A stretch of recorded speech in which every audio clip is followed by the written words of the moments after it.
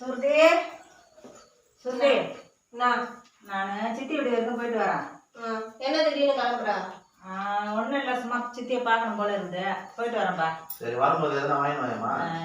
சின்ன குழந்தை நீ, உனக்கு எதுனா வாங்கி வரேன் நான். வெளியே போற, அதனால எதுனா வாங்கிட்டு வாமா சாப்பிடுறதுக்கு.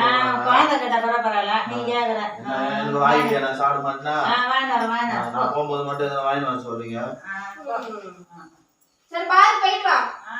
A few moments later. சட்டுன்னு பஸ் கிடைக்க மாட்டேங்குது. இத்தனைக்கும் பக்கத்துல இருக்கிற ஏரியா தான், வேற எங்கன்னா இருந்தா கூட பரவாயில்ல. ஏமா டயர்டா இருக்கு. சுருதி தண்ணீரை வைத்தா.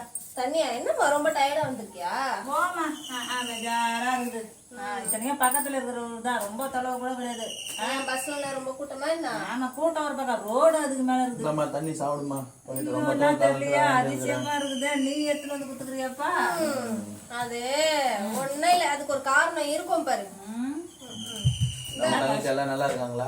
எல்லாரும் நல்லா இருக்காமா. நீ வேலைக்கு போலியா? இல்லம்மா, இன்னைக்கு லீவ் போட்டேன். ஏன்?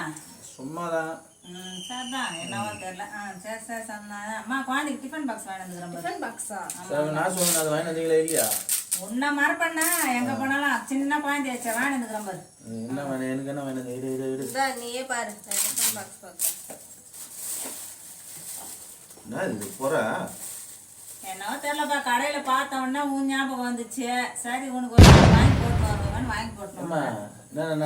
நான் பொறை சாப்பிட்றதுக்கு சாப்பிட்றதுக்கு பொறை வாங்கி வந்துருக்கீங்க. அது எப்படி என் வாயால சொல்ல முடியும் அந்த மாதிரிலாம்? சொல்லுவீங்களா என்னப்பா?